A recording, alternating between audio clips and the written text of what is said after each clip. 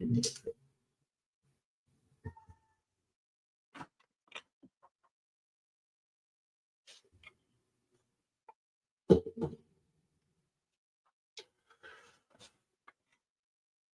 right, shalom. Yahbashem Eshakratham. Salaki Yahbashem Eshakratham to all the brothers. Yahweh Shema Alathan Bashem Yahshua to all the sisters. I'm priest and officer of 5,000 Malak out of Kansas City, and we are all under commanding General Yohana. We are not affiliated with any other organizations or Israelite groups.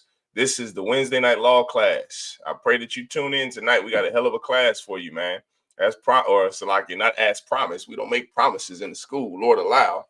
As was stated before, there's a lesson that I'll be getting into this evening about how our life is really just caught in the Hegelian dialectic, right? I'll of course break that down and go over what the Hegelian dialectic is. You understand? I'm sure a lot of people are actually familiar with it, and we'll go into that. Okay, we'll talk about that. We're going to go over Mother's Day. I know Mother's Day is a real big topic because Mother's Day, I believe, is coming up. You understand? I believe Mother's Day is next week or some garbage like that. All right. We'll go over Mother's Day, the history of Mother's Day. We'll go over if celebrating Mother's Day is lawful. This is the Wednesday night law class. We are experts in the law and keeping the law. You understand? And we'll go over all of that, man. We'll go over if Mother's Day is lawful. We'll go over that. We'll go over a few other things as well. You understand? We'll go over what else was it? We'll go over Viola Davis, right? And Juilliard. We'll go over civil rights. There's a few things we're gonna cover in tonight's class. Everyone understand? Let me go ahead and get these comments up. All right. There's a few things we're gonna go over tonight in the Wednesday night law class. So if you're with us, man, make sure you putting in those questions. Make sure you logging in, you're checking in, you like, share, and subscribe all of these classes. You understand? Like, share, subscribe. If you're a new brother and sister and you are aspiring to get your name, make sure you are checking in the comments. You understand? Put your name, your location, where you are. But with that being said, let's go ahead and let's get into class. So let's go ahead and clap it up. All right. Let's go ahead and clap it up. We'll move this down here. All right. Wonder if it's still as bright now. It's still bright, but it ain't that bright. All right. If you have questions, if you have comments, put them in the chat. Okay. We're here to solve all your problems, answer all your questions. If anybody has a question in the Bible, please feel free to ask the question. Okay, this is a biblical law class. We're going over the law of God, right? I'll wait until a few people come into the chat. All right, I'll wait for a few people to come into the chat, and then I'll go ahead and start breaking down this topic. Oh, that's a good topic tonight, brothers and sisters, a real good topic tonight. Regret, that's another thing too. Regret and going over pretty much the faults, the flaws of our forefathers. And when I say our forefathers, I don't just mean 500 years ago, right? When I'm talking about our forefathers, I don't just mean. See, I think this is distorting that. Okay, let's see. But then I'm dark, man. It's a lot here. Let's see. Okay, I don't think when I say forefathers, I don't want everybody to think 500 years ago. When I say forefathers, I mean in the 60s. You understand? Our forefathers, our previous generations. We'll go over the regret of the previous generation. And we'll do that with Viola Davis. Who's the brother? Eddie Terrell and Michael Corey Jenkins down in Mississippi. We'll go over that verdict. Who else was on the list? We'll go over the NAACP and the rights for Black soldiers to be on the front line. Roe v. Wade. Tonight we're going to talk about Mother's Day, and I'm going to tie that in with the Roe v. Wade, right? That oppressor, the woman, the white woman from Roe v. Wade. We're going to go into that tonight. Everyone understand? We're going to talk about that tonight. Of course, like I mentioned before, the Hegelian dialectic. That's something I've been studying, and it's something that every college student, especially if you have a master's degree or above, you are going to understand when I break that down. Everyone understand? Okay, so I'll wait for a few people to come into the chat. I'll wait for a few people, and then I'm going to go ahead and get started, man. That's the last thing I need. Okay, that's the last thing I need right here. Go ahead and put these shades on, man. All right. If you have questions, put them in the chat. If you have questions, put them in the chat. Let's get it. Salakia. Okay. Well, in fact, I'll tell you, for everybody that's joining in, let's go to the first thing we're going to do. Let's break down the Hegelian dialectic. Okay. We'll go into that. All right. Let's go into that first. Let's go into the Hegelian dialectic. All right. Just real briefly. Hegel, Friedrich Hegel, as a matter of fact, let's get it. Let's get that first.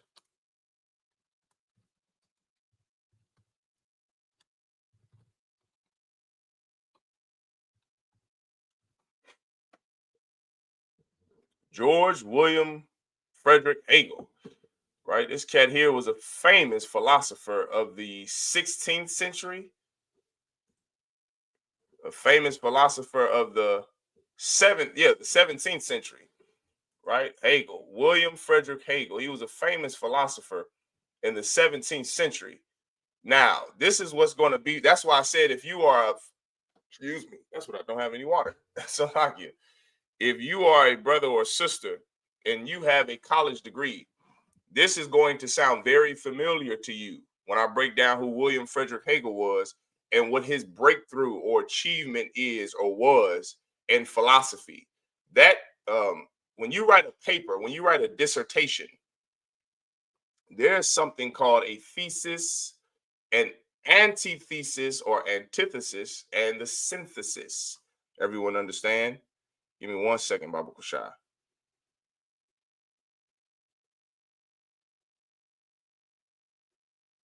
All right. You have the thesis, right, which is the idea. You have the antithesis, which is against the idea.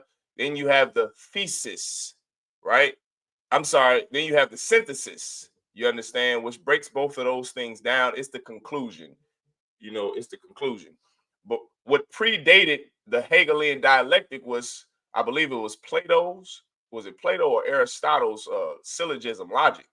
Right? You have the major premise, the minor premise, and the conclusion. Everyone understand? Well, this cat, Friedrich Hegel, he came.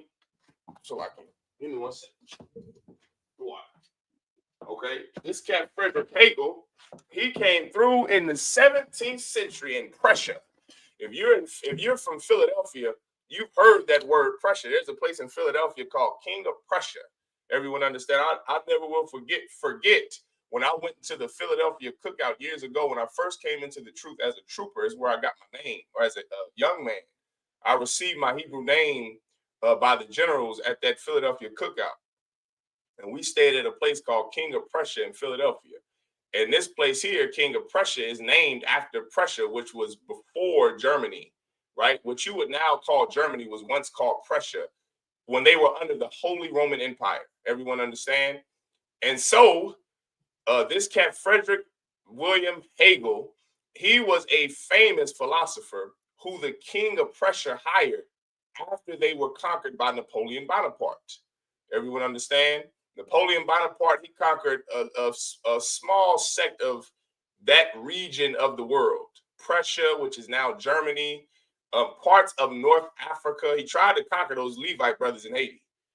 But the brothers in Haiti were not going for those white oppressors anymore. Napoleon Bonaparte was bankrupt by the Haitian Revolution. Everyone understand? But Napoleon Bonaparte is a famous general and general in the oppressors' history, in our oppressors' history. He's a world famous general. Well, he conquered Prussia. He defeated Prussia. And after Prussia, or what you would now call Germany, after they got defeated, that king hired this philosopher named William Friedrich Hegel. And he came up with something, brother, called the Hegelian dialectic, which is the the thesis, the antithesis or antithesis, and the synthesis. Now, why are those three things important? Because governments implore these three things today. That dialectic, the governments of this world, of modern time, they implore those today. And I'm going to break that down on how they implore those today, because that is what your life is caught up in. If you're a Black or Hispanic or Native Indian, you are in the world and you are caught up in voting. You're caught up in, the system, what they call the rat race, which is you are a slave. There's a slave master dynamic, which coincidentally, that Hegelian dialectic is also considered the slave master dynamic. Everyone understand? That Hegelian dialectic is considered the slave master dynamic. And we're going to go into why it's considered the slave master dynamic, right? The first story I want to get, though, as we break down Mother's Day, is I want to go into Mother's Day, right? And regret. This has to do the Hegelian dialectic of the thesis, antithesis, and synthesis. This goes into regret in Mother's Day. We're going to see why you even regret these decisions as you're voting. You believe in American democracy. You vote. You understand. You protest. That's another one. Protesting. You protest. You march. You vote. You get in there and change the system. These are things that only Blacks, Hispanics, and Native Indians do, because we are foolish enough to believe in something that is not there. And that's the key to understanding the thesis, the synthesis, the antithesis. That's key to understanding that dialectic. It's key to understanding this life. And think about it like a triangle, right? Because that's what I want you to envision in your mind. I want you to think about a triangle. I want you to think that the thesis is right here, the antithesis is here, and the synthesis is here.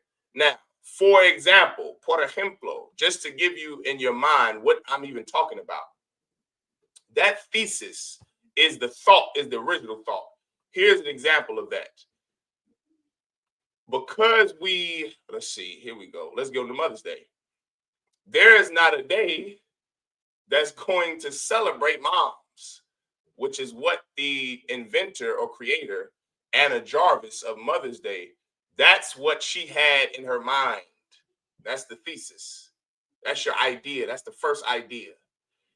There isn't a day to celebrate women. And that's what the creator of Mother's Day believed. There's not a day to celebrate women. Her antithesis would be, we need a day to celebrate women, because there isn't a day to celebrate women. The synthesis is, now she regrets the first decision, which was the thesis. And now I'm going to break it all down to make sense.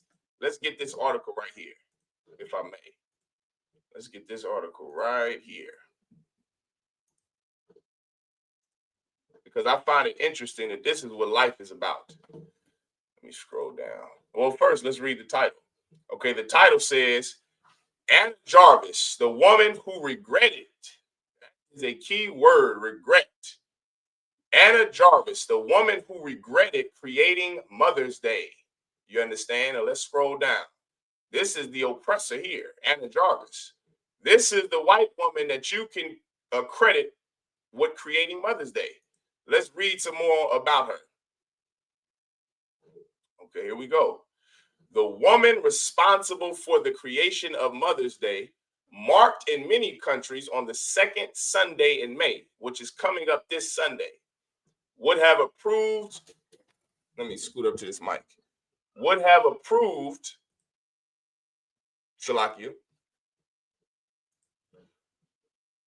on the second day of May, would have approved of the modest celebrations likely to take place this year. The commercialism of the day horrified her to the extent that she even campaigned to have it rescinded. When Elizabeth Burr received a phone call a few days ago from someone asking about her family history, she initially thought she had been scammed. Okay, that's not who I want. Okay, I want down here. This is what I want. Anna Jarvis's campaign for a special day to celebrate mothers was one she inherited from her own mother, Anne Reeves Jarvis. Right? This oppressor who created Mother's Day The reason she created Mother's Day, remember what I told you, the thesis. The reason she created Mother's Day in her mind, she wanted a day to commemorate or to remember her mother. Everyone understand? Her mother passed away, I believe, and she wanted a day to remember her mother. Mrs. Jarvis has spent her life mobilizing mothers to care for their children, says historian Catherine Antolini. And she wanted mothers' work to be recognized. I hope and pray that someone, sometime, will found a memorial Mother's Day commemorating her for the matchless service she renders to humanity in every field of life. She is entitled to it, Mrs. Jarvis said, right? This oppressor to commemorate, hey, shalom, sir. Yahweh Barakatha, Salakia, shalom, Adawan, Most High Christ. Okay, this oppressor who created Mother's Day, Ann Jarvis, she wanted a day to commemorate moms. Now, this and this is going to be very crucial in understanding why you are so caught up in the thesis, the antithesis or antithesis and synthesis. You're caught up, I'm going to call it, for layman's terms, the rat race, right? This is why you're so caught up in the rat race. She's a white woman. She's not Black, Hispanic, or Native Indian. This country is hers. Everyone understand? These laws do benefit her. Holidays do benefit her and her people. Everyone understand? So that's what I want you to keep in the back of your mind as we continue to read this story. Okay, it says, Salakia, she was very active in Methodist Episcopal Church, where from 1858 she ran Mother's Day work clubs to combat high infant and child mortality rates, mostly due to diseases that ravaged their community in Grafton, West Virginia. In the work clubs, let's skip down. When Mrs. Jarvis died in 1905, surrounded by her 4 surviving children, a grief-stricken Anna promised to fulfill her mother's dream. Though her approach to the Memorial Day was quite different, Antolini says, whereas Mrs. Jarvis wanted to celebrate the work done by mothers to improve the lives of others, Anna's perspective was that of a devoted daughter. Her motto for Mother's Day was, "For the best mother who ever lived, your mother." This was why the apostrophe had to be singular, not plural. Someone in the comments that's watching, that's paying attention, what on earth? So she created this Mother's Day to commemorate mothers, in specific her mom. Here's the question I have for her, and this is the question I have for mothers who celebrate Mother's Day. Why did you need a holiday to memorize or to commemorate, to extol the work of mothers? Why was that necessary? And this is going to go right into civil rights. This is going to go right into Viola Davis, to Breonna Taylor. This is going to go into all of that, man. My question is, why did you need a holiday to commemorate the work of mothers? Anybody want to answer that question for me? It's a lot. You don't all speak at once. Shalom, sis. Yahweh Shemala Thabah Shem Yahweh Shah. Shalom. I see if you checking in from Facebook, StreamYard doesn't put the comments up from Facebook. You understand? But I can see it from right here on this device. But nonetheless, why is it that she didn't just celebrate her mother's work? Why couldn't she just have a day to celebrate her mother's work? Why does she have to go to Capitol Hill to fight for this thing here? This oppressor, Anna Jarvis, fought for Mother's Day. She fought for Mother's Day. She went down to Capitol Hill. She asked the politicians of her day to make this into a holiday. Let's keep going. Anna envisioned the holiday as a homecoming, a day to honor your mother, the one woman who dedicated her life to you. Okay, now let's keep going down. It says, 3 years after Mrs. Jarvis's death, the first Mother's Day was celebrated in the Andrews Methodist Church in Grafton. Anna Jarvis chose the second Sunday in May because it would always be close to 9 May, the day her mother died. Remember, this was a day for her mother, a day to commemorate her mom, to memorize her mom, to honor her mom. Why do you have to go to Capitol Hill?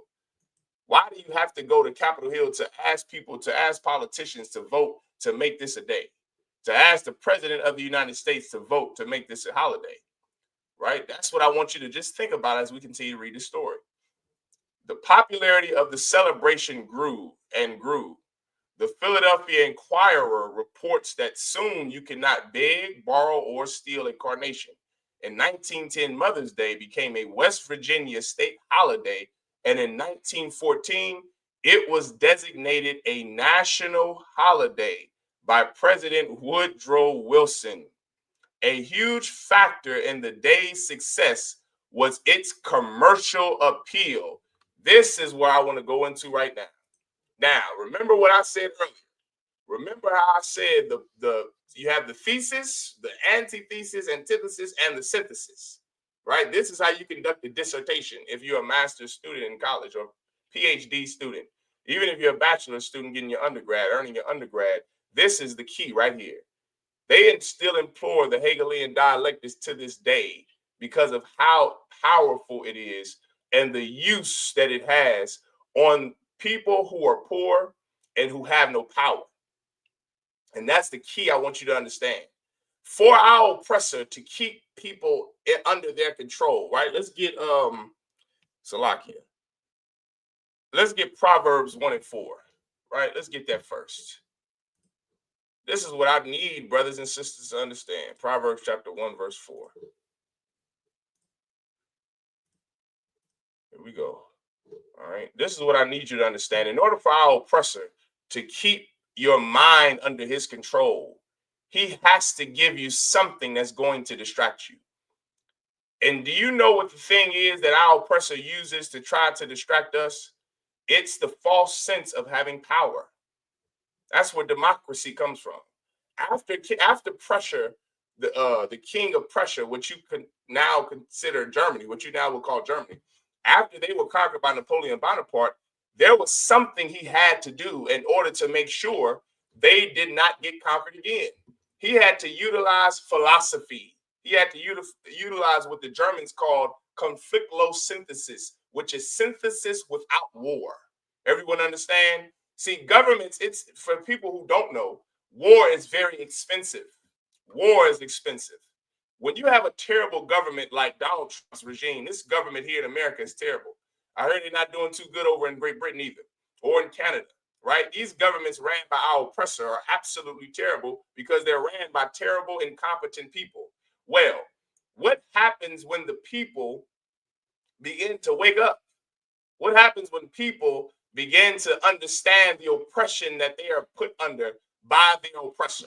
They begin to overthrow the government. And it's happened to many, countless monarchies, theocracies. It's happened to all of the great countries and empires throughout history. The Roman Empire, the Holy Roman Empire, the era we're talking about right now over in Prussia, which is when the name of Germany was changed to King of Prussia to Germany. That was during the time of the Holy Roman Empire. You understand? This wasn't in the 400 BC. That was in 1800 time.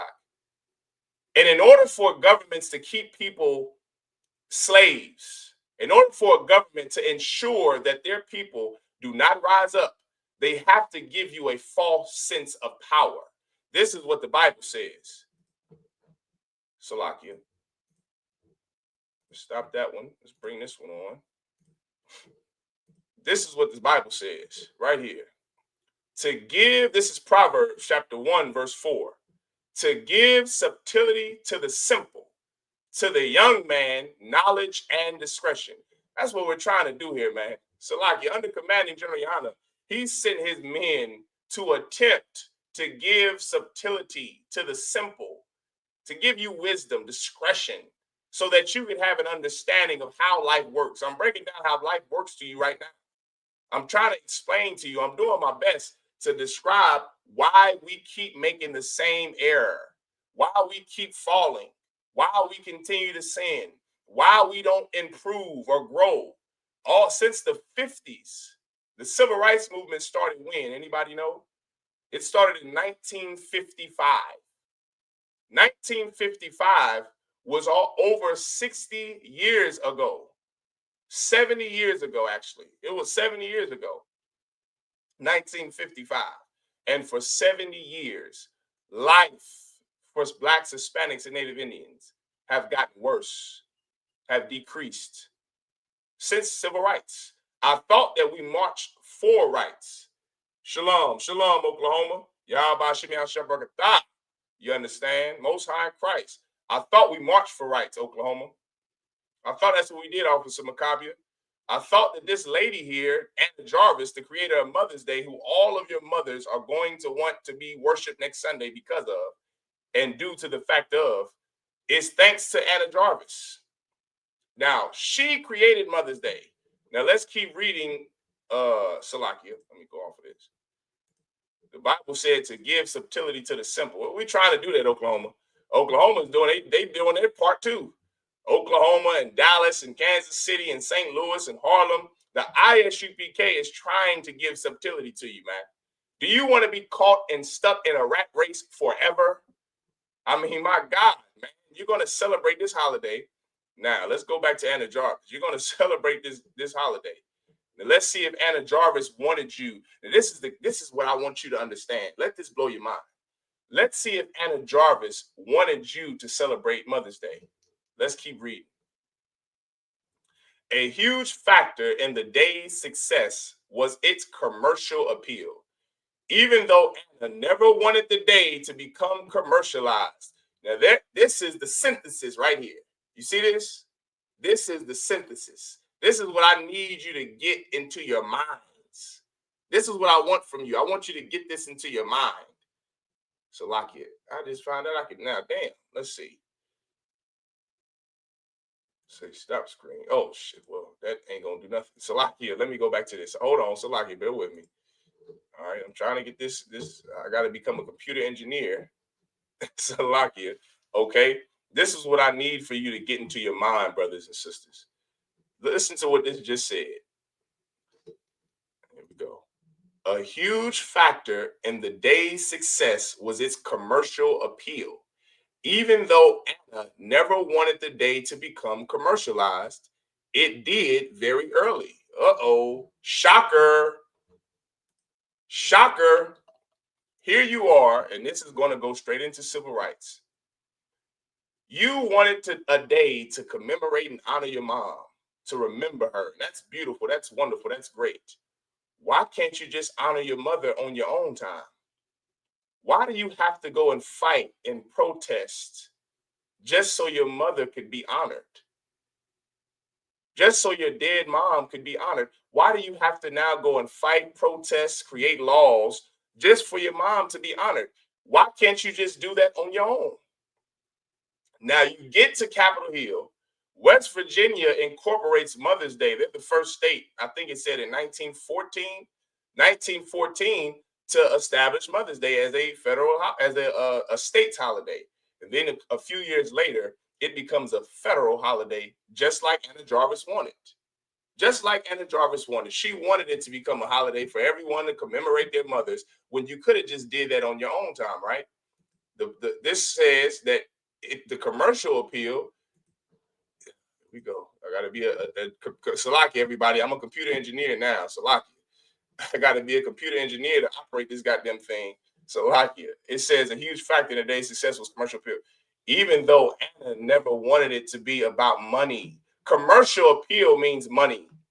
That's what commercial appeal means for everyone who doesn't know. I think people halfway don't understand what the hell we're talking about in the ISUPK.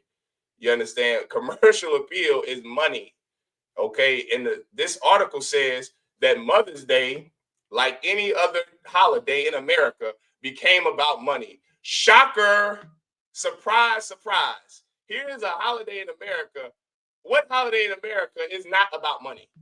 This is for all of you fools and idiots who still believe in civil rights, who still believe in voting. You believe in bread and circus. As a matter of fact, let's look that up. You believe in bread and goddamn circus. You believe in Mother's Day. What did Anna Jarvis think? Anna Jarvis was not subtle. She didn't have subtlety. That's what that means, some wit. She didn't have wit or sardacity. She went into a country that is hers. She's a white woman. She is a Karen. She benefits from this country. In the 1900s, she went and said, I want to commemorate my mother. Let's make it a holiday. Okay, that's her thesis. You see that? That's the thesis. What if we had a day to honor my mother? Here's the antithesis. Let me go to the government so we can create a federal holiday to honor my mother. Here's the synthesis. The government is going to now commercialize the holiday that you decided to make for your mother. You see, now you just lost half of your rights. Now you just lost. Now it's a never-ending revolving door. Here, let me do this. That's civil rights, which we're going to get into in a second. Dr. King saw the oppression of his people. Bayard Rustin and A. Philip Randolph and Rosa Parks and Medgar Evers and Malcolm X and Muhammad Ali and Al Lucinda, which later became Kareem Abdul-Jabbar. They saw oppression of Blacks, Hispanics, and Native Indians. So what did they do? They began to march. They began to march and march and march and march and march. And then in 2025, you live the same hell that they lived in 1955. Let's go back to let's see. Hold on, let me see something. Let's see. Ooh. Okay, this is what I want right here. Let's go back to Anna Jarvis. This is what I want, brothers and sisters. When the price of carnations, what are carnations? Plants. How do I know that? Because Sister Mariam loves plants, brother. My God, these women, did y'all know that women love plants, Akim? These sisters love a rose and carnations. Carnations are flowers. They're plants. You understand? I got a house that looks like Jumanji from all of the carnations and plants. I'm becoming a goddamn botanist, Oklahoma. Gabba War. Shalom, Gabba War. The sister said, treat them like crap all year, but this one day, they got to put on an act. Damn right, sis. Damn right. You understand? Gabba War, I got plants all in my goddamn house like Jumanji, brother. It's like a jungle in here from all of these goddamn plants that Sister Mariam has. You understand? Well, listen, these plants cost money. These plants cost money. Who's selling these plants? Does anybody know? White people who's going to benefit from Mother's Day. Mother's Day, like any other holiday, like the sister said, the sister angel said, treat them like crap all year, but this one day. Damn right, sis, they got to put on an act. Listen, sis, I'm going to take it a step further. Not only does everyone treat their mother like crap for the rest of the 364 days, you don't listen to your mother anyway. And that's where I'm going with this whole thing. Now remember, the reason why she wanted this to be a holiday was to honor her mother. So it had nothing to do about what you celebrate Mother's Day for anyway. But what the sister said was correct. You don't listen to your mother anyway. Your mother told you not to marry that man. She told you, brothers, not to get oral sex in the back of your car. She didn't want you to mess with a white woman. Your mother didn't want you to date outside of your race. She didn't want you to chase tail your whole life. Your mother wanted you to go be a doctor or a lawyer. Did you do it? Hell no. But because you don't love your mom. You don't honor your mom. You do everything she says not to do. And then on the second Sunday of May, guess what you're going to do? Happy Mother's Day, Mama. I love you so much. The point I'm making, brothers and sisters, it's a waste of time like everything else in your life. It's a rat race that you're caught up in. The Hegelian dialectic, the synthesis, the antithesis, or the antithesis, and the synthesis. The thesis, the antithesis, and the synthesis. That's your life. Your life is caught in between a government's philosophy of what the Germans called conflict-low synthesis, synthesis without war. Governments don't want their people to overthrow them. They have to make it seem like you have power so you can have your Mother's Day. What do you want? You want Father's Day? Let me ask y'all this. Who else does this? Who else does this? If somebody gets this answer, I will be impressed. What other entity or organization does this here? Someone, if you're Black and Hispanic, you better know the answer, right? Who else does this? Who else gives the people what they want just so the people can shut the hell up? Anybody know? Shalom, y'all. I see the brother watching Most High Christ, the camp leader down there in Tampa Bay, Florida. Shalom, warrior. Y'all Bashim Yah Shabrakatah. You understand? Who else does this? Who else gives the people what they want so they can feel empowered? We said America. Give the sister a hand. Damn right, sis. Church. Church gives you what you want. Back in the 1950s, there was something called, during the Civil Rights Movement, there was a band of brothers in the Christian church, in the Southern Baptist Church, called Deacons for Defense. They made a movie about it. You know how now the image of Black Christian men are very docile and weak? There were brothers that were in a church in Alabama, in Georgia, and Mississippi who fought off the Ku Klux Klan. Now, think about that for a second. These weren't Black Muslims of the Nation of Islam. These were Black male Christian leaders in the church who organized a band of men to fight off the KKK from abusing Black people in the South. They were called Deacons for Defense. They armed themselves with rifles and shotguns and pistols, and they defended the Black poor people of the South in the 1950s and 60s. Now, how did Black men in the Christian church go from that to shaking and gyrating and twerking and catching the Holy Ghost in the church? You want to know why? Because in the 1950s and 60s, who made the decisions in the church? Black men, hardcore brothers, strong men who were not in the truth, but they at least had their masculinity and their manhood. They were not shaking and gyrating in the church. You go to one of those old Southern Baptist churches down in Mississippi or Alabama and Georgia, brother, those older Black men were rough and rugged and hardcore. Everyone understand? For brothers to not be in the truth, they were hardcore men. Now, what happened in the 70s? Women's liberation. For all of you Black and Hispanic women, that's another thing like Anna Jarvis that you regretting now. And in the 70s, you had Black women that joined together with white women. And what did they do? They joined together to get women's liberation. We want to be liberated from who? From America? From white men? No. We want to be liberated from all men. And now the Christian church did what? They put women in charge. See, for you younger brothers and sisters who do not know, ask the older generation of Black people in the church. Ask them, were women allowed to teach in the church in the 50s? You know what they're going to say? Hell no. Were homosexuals allowed to prance around the church in the 50s? No. What happened? Homosexuals wanted to prance around the church in the 50s. So what did the church tell them? What did they let them do? Prance around the church in the 50s. And now you have Kirk Franklin, Marvin Sapp, and every child molester touching your children in the church. Before, you had men who stood up to the KKK with weapons. Now you have men who are going to sell you out to your government, like Dr. King or Marvin Sapp or Creflo Dollar, like Al Sharpton and Jesse Jackson. You see how it works? Now you had brothers who were strong, hardcore defenders of their people. Now you have sellouts who care about money and glory and fame and prosperity gospel. That's because the church gives the people what they want. Well, guess what America does too? Now, who else gives the people what they want? Now, if you get this, I'm going to be impressed. The sister said the church. We got the church. America gives the people what they want. Who else gives you what you ask for? Who else does it? Someone give me the answer, quick. Who else gives you what you ask for? What you beg for? What you plead for? Who else does that?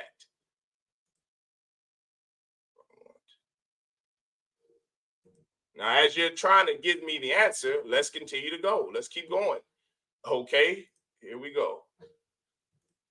She was upset with any organization that used her day for anything but her original sentimental design, says Anteloni. This included charities that used the holiday for fundraising, even if they meant to help poor mothers. It was a day meant to celebrate mothers, not pity them because they were poor. This oppressor here, Anna Jarvis, was the devil the Bible speaks of. She fought to get Mother's Day. And when she got Mother's Day, she didn't want Mother's Day anymore. Give the sister a hand. Give the sister a hand. Damn right, sis. I am highly impressed that anybody got that. You know who else gives you what you asked for? The Most High God does. Oh, we're going to get into that in just a second, brothers and sisters. I pray you understand that. We're going to go into that in just 1 second. Just give me one more second with this whole Mother's Day and lobster and inmates. You get just what you asked for, what you beg your life for. You're going to get that thing from the Lord. The church gives you what you want. The government gives you what you want. Most High, brother, you ask for this thing out, you're going to get that thing too. Let's keep going. Let's drop Anna Jarvis and Mother's Day. Now I want to go into the story of Jane. Everybody know who Roe v. Wade is. I'm sure every Black and Hispanic woman knows, with all of the abortions that you've committed in the name of that law. I know you are familiar with Roe v. Wade. Well, does anybody know who Roe was? Does anybody know? Let's see. Let's see if everybody's been watching classes. Let's see if you've been up to. Let's see if you know something. Okay. The story of Roe v. Wade. Everybody know. Now, first off, does anybody not know who Roe v. Wade is? That's the question I should be asking. I think everybody knows what Roe v. Wade is. Well, the lady, let me break it down for you just so you know. In the 1970s, there was this woman. Her nom de plume was Jane Roe. You know, like for a man, they will call him John Doe. You know what I'm saying? So that you don't have his legal name. Well, her alias, she went by Jane Roe. Jane Roe was an actual woman that lived in the South. Now, before abortions were made federal, before they were federally mandated where a woman can get an abortion, a woman could not just go and get an abortion in every state. It was left up to the state. Well, the state she lived in, which I believe was Texas, you couldn't, or Oklahoma. Oklahoma was just watching. Oklahoma, you still watching? This is Oklahoma history, right? This woman, Jane Roe, we're going to get her real name in just a second. She got an abortion. She had, I think, like 10 kids, something ridiculous like that. And she didn't want another child. So guess what she did? She aborted her child. She aborted her baby in her womb. Well, she got arrested for it because it was illegal. She fought and fought and fought for women to have the right to abort their baby, what you would call now pro-choice, which is an evil thing in this earth, choice. And she had the right now because she fought. The Supreme Court granted her the right to women, the right to abort babies. So federally, it became now women can go and abort their babies, right? Just a couple of years ago, the Supreme Court struck down the decision of Roe v. Wade, and that drove whores into a frenzy. Those whores wanted to unalive those babies. They wanted to murder those babies. Well, let me give you Jane Roe. This is Jane Roe, the forgotten story of Jane Roe, who fought for and then against abortion rights. Here we go. One of the biggest names in politics this year is a woman that many people know nothing about. Since the overturn of Roe v. Wade, countless political candidates are invoking that 1973 Supreme Court case. But it could be easy to skim past that name without thinking about who Roe even was. Roe refers to Jane Roe, the pseudonym in this case for the woman who originally sought the abortion, Norma McCovey. That was her name. Her real name was Norma McCovey, but her pseudonym, she went by Jane Roe. Everyone understand? For the, hold on, let's go down. It says, Norma was sort of the perfect person for me to tell the larger story of abortion in America through, because her life really was defined by a lot of the very same things that I think make abortion particularly fraught in America, particularly sex and religion, and what she saw as the incompatibility or irreconcilability of those two things. When she comes out to her church and her parents that is driven home in very dramatic fashion, when first of all, her mother beats her, but also Norma goes across state lines with a friend of hers from school. a young girl. They're about 12 years old. They checked into a motel. The police, I don't want all of that now. Let's just give me what the crux of this whole thing is. Okay, let's keep going down. Let's keep going down. This may need another article.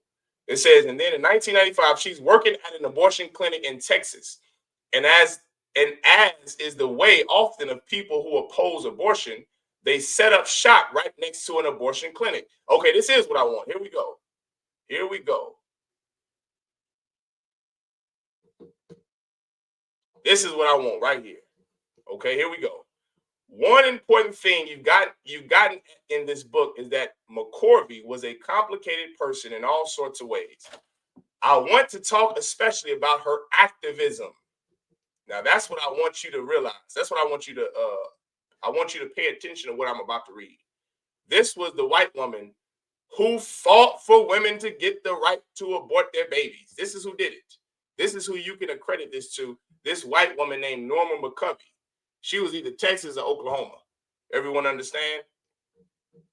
Now, it says she was a supporter of abortion rights. Everyone hear that? In the 1970s, when she wanted to abort her child, she was a champion for abortion rights. She was a champion for abortion rights. She wanted to abort her baby and wanted women to have the right to abort their babies. Let's keep going. But then later in her life, an opponent of abortion rights, 70s to 90s, 1973 to 1995, this white woman, Norma McCovey, what's that, 23 years, 22 years? For 22 years, Norma McCovey, she was a champion of women getting the right to abort their baby. So much so that it passed a federal law and won in the Supreme Court. She wanted women to abort their babies so bad that she had to go and fight for the right for women to abort their babies. And from 1995 until 2000, I think in 14, Black women aborted 18 million Black babies, Latina and Native Indian sisters. Over 18 million babies from our community, they died by the hands of Planned Parenthood doctors, thanks to this evil witch, Norma McCovey. She was a champion for abortion rights. But then later in her life, an opponent of abortion rights. That's your life, brothers and sisters. Now we're getting into the regret. Now you're getting into the synthesis. Now you're getting into the regret now. Your whole life, you've been fighting to be Christian. And I mean, God knows whatever. Your civil rights failed. We'll go over that in just a minute too. Civil rights failed. You fought for the right to abortion. You fought for women's liberation. You fought all of these things you fought for. And then 20 years later, 10 years later, 5 years later, after you just got Mother's Day to be a federal holiday, after you fought for Mother's Day to be a federal holiday, when you see the money America makes from Mother's Day, now you don't want Mother's Day. You go and Jane Roe, who is Norma McCovey, she wanted the right to abort her baby. She wanted the right for millions of women to abort theirs. 20 years later, she regrets the decision and becomes an opponent of abortion. Let's see why she became an opponent of abortion. That's a really sad story. Basically, Norma did not want to become a plaintiff. She actually didn't even know what the word plaintiff meant. Now, what are you basing your life? Oh, Salaki, y'all couldn't see that. Salaki, I'll read that again so y'all can see it. That's a very sad story. Basically, Norma did not want to become a plaintiff. She actually didn't even know what the word plaintiff meant. Your life is what? You're basing your life and your decisions off of uneducated white women like Anna Jarvis and Norma McCovey. Is that what you're doing? Like in the 70s with women's liberation with Gloria Steiner, like Margaret Sanger in the 1930s. You sisters have got to do better, man. Mother's Day. And you want somebody to worship you as a god. And you following Anna Jarvis, who regretted Mother's Day, who the creator of Mother's Day regretted. And then Norma McCovey, who regretted the right to abort her baby. And when Norma steps into the spotlight, This hoe didn't even know what the word plaintiff meant. This is some uneducated, disgusting looking white woman from the South who looks like a sack of potatoes, who was beat the hell up in the face. I don't know how the hell she had 9 kids out. I don't know. These white men are struggling out there. For a white man to look at her and then get on top of her, white men are struggling out. It almost makes me feel sad and sorry for white men that they have to get on top of something like that, because that was an ugly white woman there, brother. She had 8 kids before she aborted 1. And now she, after 20 years, regretted it and didn't even know what the word plaintiff meant. She didn't even know what she was doing. Didn't even know what the word plaintiff meant. Let's go back to the article, Salakia. It says, and when Norma steps into the spotlight in the late 1980s, she wanted a seat at the table. She wanted, at that point, to become an advocate. But she didn't speak about abortion the way that abortion rights advocates did. And they really alienated her. Come on, man. Just so to make a long story short, because I've got to get on to more important stories and I got to get these scriptures too. Just to give you the gist, brother. This white woman, not Anna Jarvis, Norma McCovey, she's the woman who in Roe v. Wade, she is Roe. That was her pseudonym in that case, Jane Roe. Well, she won, y'all. She won the right of abortion. Congratulations. Now everybody can go get abortions. All the women can go get abortions because of her. And then 20 years later, she regretted the whole thing. And when you can look up a video on this. I don't have the time to play it, but you can look up a video on her talking about how she regretted it the day she got the abortion, like so many of our sisters, which makes that Christian church so evil that it will encourage Black, Hispanic, and Native Indian girls to go get abortions simply because they can't take care of their responsibility, simply because they don't teach sex is marriage. And now you've aborted and unalived over 18 million Black and Latino babies in this country alone, all because of some uneducated, hideous, ugly white woman who regretted the decision of abortion anyway. That's your life, regret. You're gonna think about something, your thesis. You're gonna think about something. You're gonna formulate this thought in your mind. Then this antithesis or antithesis comes and says, well, let's do this. My mother just died. I love my mom. Okay, let me get America to make Mother's Day a holiday. Then the synthesis of the whole thing is you don't want Mother's Day anyway, because you see how much money from the commercial gain that America has made off of your dead mother. They've made billions of dollars. That's what I didn't look up. How much does somebody want to put that in the chat for me? Somebody look up how much America makes off of Mother's Day every year. That's the reason why that white woman, Anna Jarvis, regretted Mother's Day. Then you got Jane Roe, Norma McCovey, the woman who is the champion of Roe v. Wade, of abortion rights. She regretted aborting her baby the day it happened, and 20 years later became a champion of pro-life. She became a champion in contrast to abortion rights. You see, you're an idiot, and that's what General Muhammad has tried to teach us for years. He's been trying to tell it to us. The Bible says, I just read it earlier, to teach subtlety. Let's get that again. It's a lock here. To teach subtlety to the simple. That's what the Bible says. To give subtlety to the simple. To the young man, knowledge and discretion. Brother, I'm trying to teach you some knowledge and discretion now. You're going to think about something in your mind because of your influence of the world, because you're not raised in the truth. You're going to think about something, and then you're going to fight your entire life to do it. And then when you get it, you're not going to want it. Who else did this? Now let's go into the lobster. That's what I want. Lobster and inmates. Now let's get into the lobster and inmates. Here we go, right here. Now, just for context, let me preface this. Everybody knows in prison, steak and shrimp and lobster, they call it surf and turf. Steak and lobster is a delicacy now. Everyone knows that. I see all of these nasty trout mouth women that are on social media that eat seafood boils with potatoes and shrimp and crab and lobster and crustaceans. Yuck. And they eat these seafood boils out. Before, well, now seafood is a delicacy. And because it's a delicacy, inmates require on death row, inmates require steak or lobster and shrimp and steak as their last meal, right? Because it's sought as a delicacy. Well, let's see. Well, let's see how that started.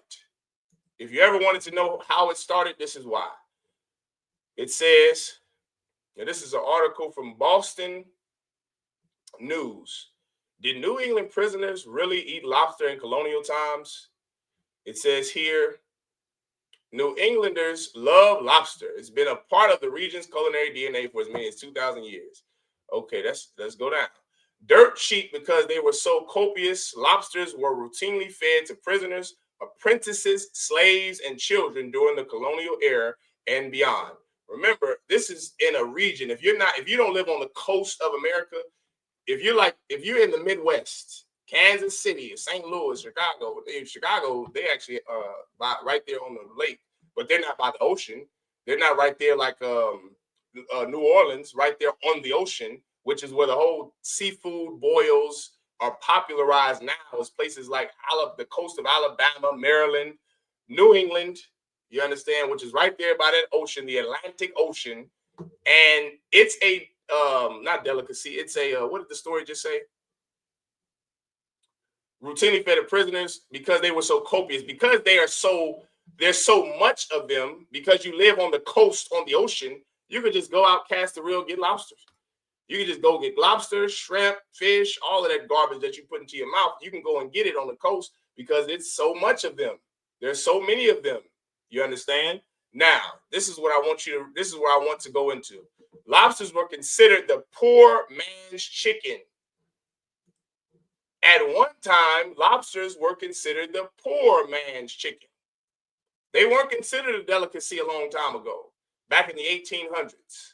They were considered poor man's food because there were so many of them. Usually when something is rare and it's harder to get, that is what is considered delicate. That's what's considered a jewel. That's what's considered beautiful. But when something is easy, like pork is a poor man's food because there's so many of them. It's nothing to get it. Just like lobster and shrimp, it's nothing to get it because you live right there on the ocean. Let's keep going. Lobsters were considered the poor man's chicken and primarily used for fertilizer or fed to prisoners and slaves.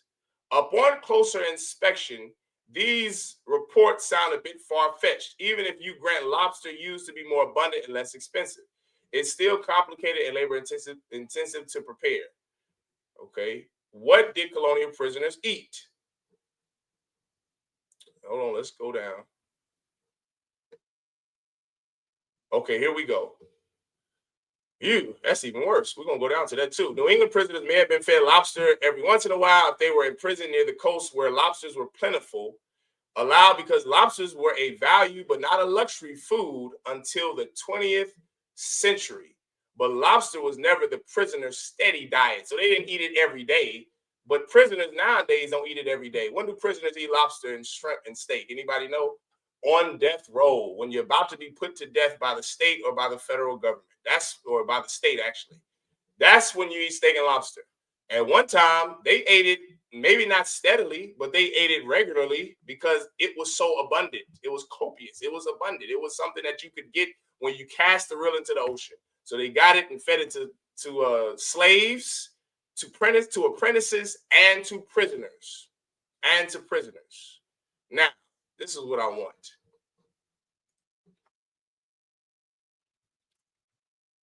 Oh, Salaki, it's in that article. Okay, am I still sharing that article? No, I'm not. All right, let's go back to the article. It says lobsters were a value but not a luxury food until the 20th century.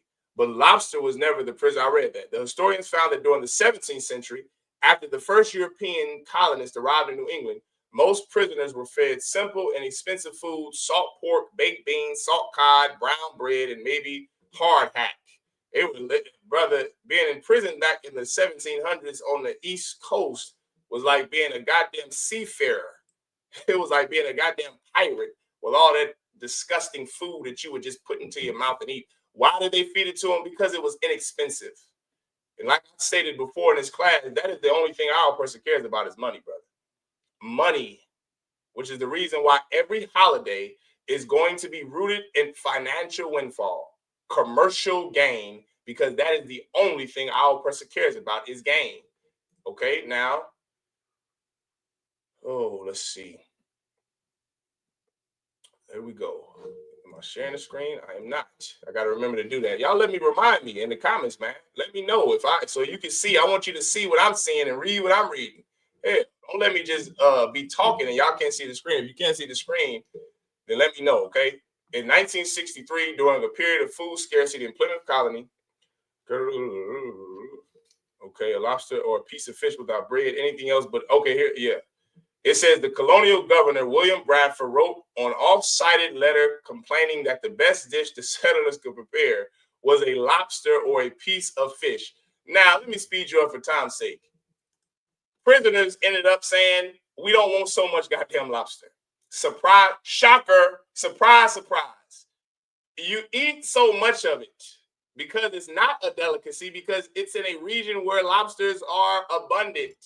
And you're giving this lobster day and night all the time at a prison. You're giving it maybe not every day, but you're giving it so much that it just becomes redundant and you don't want it anymore. And also let me know if y'all can't hear me. If I need to speak more into this microphone, y'all let me know as well. Right? But these prisoners in New England, in Boston, they said, we don't want so much goddamn lobster. Stop giving us so much lobster. We don't want lobster. Fast forward to 2025.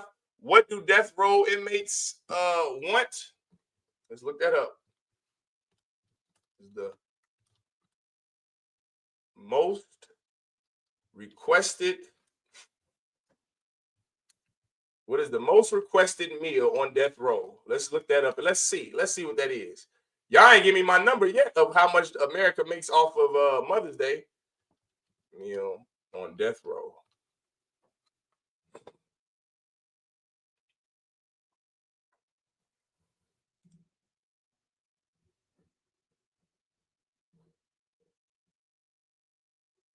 Let's get, what do I want? Death row inmates.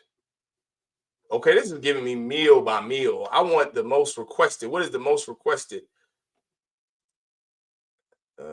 Let's see. Yeah, let's see if Yahoo has it. I need the most requested meal by death row inmates. All right. Let's see, these are the most. They just give me individual. Hell, that should do it right there. What article is this? Last meal.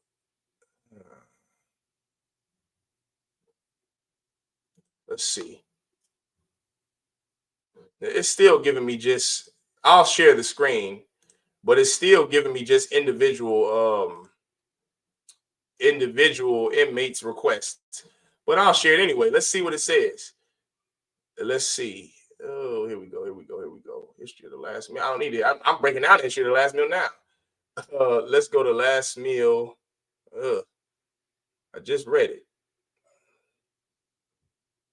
See, they giving me a menu of somebody's last meal. Let me save you the time. If I had Alexa, I would have asked her. Seafood. Seafood is the number one requested last meal. You can look this up. It is lobster, shrimp, seafood is in steak. That is the most requested last meal. That's the most requested last meal, right? Filet mignon, it says right there. These are individual meals, which all of them are giving me. If I had Alexa, I could have just answered and said, the water, sis, expected to make $33 billion this year. That's how much Mother's Day is expected to make. That's the reason why Anna Jarvis regretted the decision to fight for Mother's Day. That's the reason why Jane Roe, she didn't want to abort babies and women to abort babies anymore. She regretted that decision. She regretted that decision. Mother's Day is going to make $33 billion.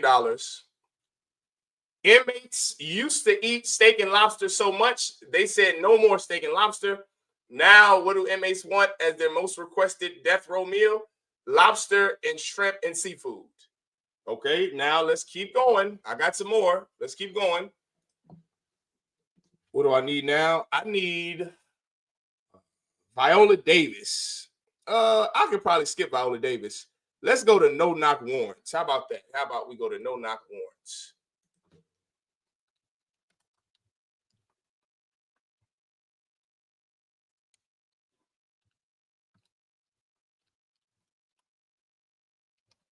Let's go to no-knock warrants, all right?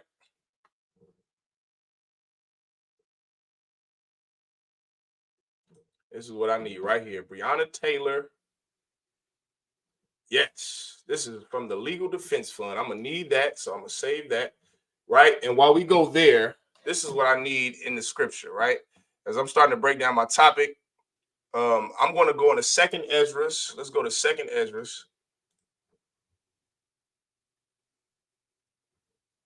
Yeah, let's go there now. Let's go to 2nd Ezra.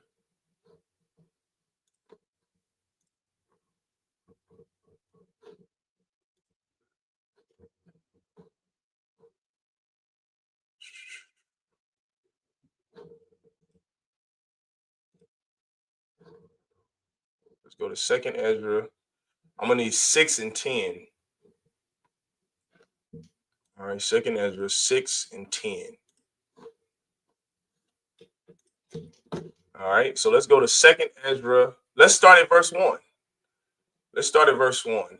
Now, this is for everyone who does not know who Ezra, 2nd Ezra was. For everyone who does not know who Ezra was. Ezra was a prophet of the Most High God, and what you would now call the Apocrypher, right? What you would now call the Apocrypher. He was a prophet of the Most High who was like damn near every prophet of God. He was bothered by seeing the detriment of his people, by seeing the plight of his people. You have to think during these times of Maccabees and Ezra's, every prophet have lived through the oppression of their people, the oppression of Blacks, Hispanics, and Native Indians, every prophet of God. Ezra's, Nehemiah or Nehemiah in the Hebrew, Jeremiah, Jeremiah, any of them, you name them. Ezekiel, Isaiah, Samuel, they have lived through great travail. They have seen and witnessed and laid witness to the most heinous things that we could have ever went through. Just like today, right? The prophets of God in the Isupk under commanding General Yohana, we have seen, think about since the 60s. This school was established in 1969. Think about all of the destruction that we've seen in the Isupk, all of the oppression, all of the violence. Think about the violence that we've witnessed in the Isupk since the 60s. Think about all of the laws that were passed from the Jim Crow South to laws that still don't benefit us today. Think about us watching Trayvon Martin. Think about us witnessing. I was alive during Trayvon Martin. Think about us witnessing in the 60s. Those brothers witnessed lynchings, right? Lynchings from being from the South. Chief Head Priest Ariel was from the South. He was a rancher. That's where the cowboy boots in the ISU, for all of you brothers who do not know, in the ISUPK, the history of the cowboy boot comes from Chief Head Priest Ariel. He wore cowboy boots. Why? Because he was a rancher in the South. Think about him being from the South and him witnessing lynchings, watching bodies, black bodies swinging from the trees of the South. Think about abortion and how it is a disgusting thing for a mother to want to unalive her own young. That's something an animal wouldn't even do. And we've witnessed it since the 70s at the tune of 18 million black babies aborted. From the 1970s until now, over 18 million black babies have been aborted. Think about that as a priest, from a priest and prophet of God's perspective. Ezra was a prophet of God who witnessed the same turmoil, the same hell, the same violence, the same oppression. And he was a brother who would always inquire to the Most High God. He would always ask and plead, and he would always beseech the Most High, God, when will this end? When will this oppression for my people end? When will 18 million black babies stop being aborted? When will my sisters stop depending on our oppressor as their husband and build up the black family again? When will the black family be built up again? When will our Latino brothers and sisters stop being persecuted on the border by our oppressor? When will those babies that are in dog cages finally be joined together again with their families because they were separated? When will we receive justice, O Lord? When? Ezra was a brother, a prophet of God, who always beseeched the Most High God. He would ask these questions because he was so unnerved from watching the oppression of his people, like all of the prophets of God. And this is 2nd Ezra chapter 1, chapter 6 and verse 1. And he said unto me, in the beginning, let me get it right here, Salakia.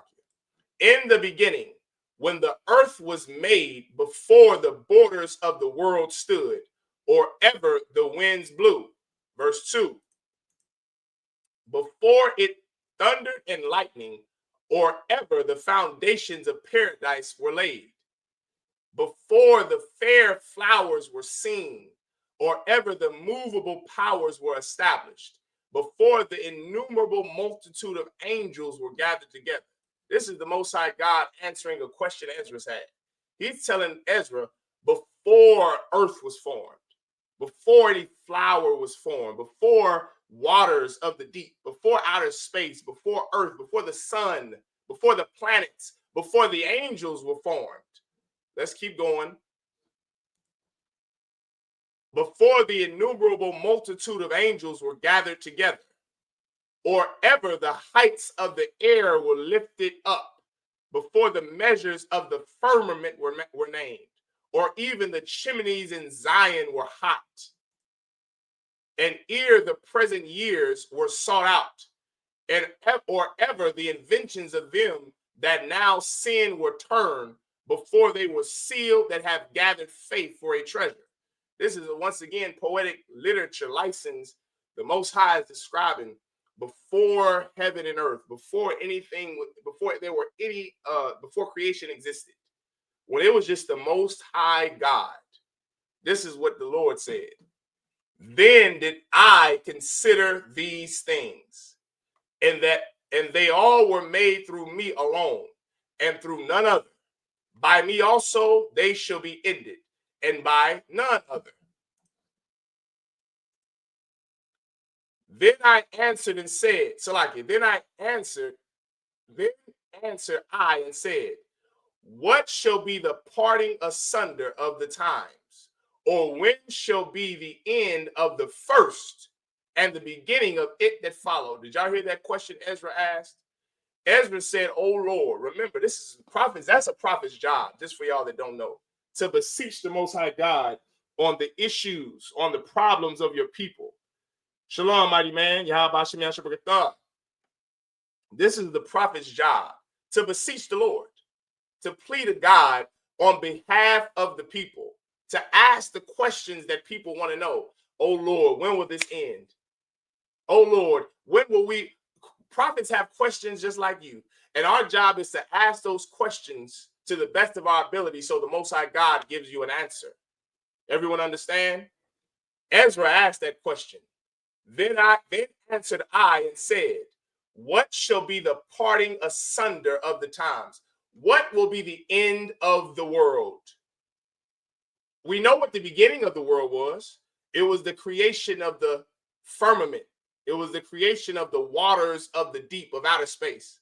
It was the creation of the sun. Let there be light. The creation of the angels and mankind and of animals and beasts and flora and fauna. That was the beginning of the world. We know what the beginning of this earth was. It was creation. We know that's what the beginning of life was, right? What shall be the parting asunder of the times? What's going to be the end of the world? What's going to be the end? Or when shall be the end of the first? What's the first? The world. That's the first. There's been one world where our oppressor rules in that world, right? Our oppressor have ruled this earth, brother, since the Macedonians came out of Greece. Since the Macedonians came out of Greece, what was that? 500 BC? Our oppressor have ruled this world for a mighty long time. They ruled it during the time that Ezra is writing or asking the Most High God this question. The Greeks ruled then. The Assyrians ruled. The Romans ruled. The oppressor, Prussia, Germany, Poland, America, Great Britain, Dutch, Finland. They've ruled the Holy Roman Empire. They've ruled for centuries, for millenniums.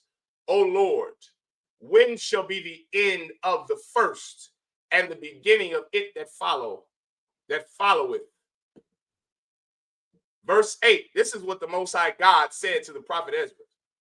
And he said unto me, from Abraham unto Isaac, when Jacob and Esau were born of him, Jacob's hand held the first, the heel of Esau. So like Jacob's hand held first the heel of Esau. Anybody know that story? You should be very familiar with that story. Jacob, when Esau came out of Rachel's womb first, guess whose hand was holding on to Esau's heel? Jacob. Jacob's hand. Imagine two twins in a set of twins in the womb. One twin comes out. The other boy is holding on to that heel of his brother to come out with him. Everyone get the metaphor. Everyone gets that. And this is real, right? It's not just a metaphor. That really happened in the Bible. It's documented in Deuteronomy. In Genesis, I believe the 16th chapter, right? Let's keep going. And he said unto me, from Abraham unto Isaac, when Jacob and Esau were born of him, Jacob's hand held first the heel of Esau. Jacob held on to the heel of Esau. That's what he did, man. Esau, the Bible said Esau came out not ruddy. Esau came out red and hairy like a hairy garment. That white man Esau that looked like Donald Trump, he came out first. But then there was another boy. There was a brother by the name of Jacob, Yaiqua, whose name was later changed to Israel, Yasha Allah. And he was the boy who hang on to that heel. This is verse 9. For Esau is the end of the world. That's so important to understand. Because in your walk in the truth, as you're in the truth, and as you wake up to the truth, you can get what is called being discouraged. That's going to happen. You see all of the oppression that our people face every day, from the moment we wake up until the next day that we wake up. We face cruel oppressors, from the police force to America, and I don't care what country you live in. You can live in Mexico, Venezuela. You see the Venezuelan president, who is not a Venezuelan. He is not a brother. He is a Jewish white man who is oppressing the brothers and sisters from Venezuela. You can go to Puerto Rico, Great Britain, Germany, Russia, France, anywhere, and we are oppressed because our oppressor is in charge of this world. This world belongs to him. He runs this world. He controls whether you eat. He controls whether you can purchase that house on that plot of land. He controls whether your children starve. He controls whether you live or you die. God said that he is the end of the world. And Jacob, blacks, Hispanics, and Native Indians, is the beginning of it that followeth. Everyone understand that? See, our oppressor had his time in rulership and reign. And let me tell you this, brother, he has done a terrible job, an absolute terrible job as the landlord and the steward of this earth.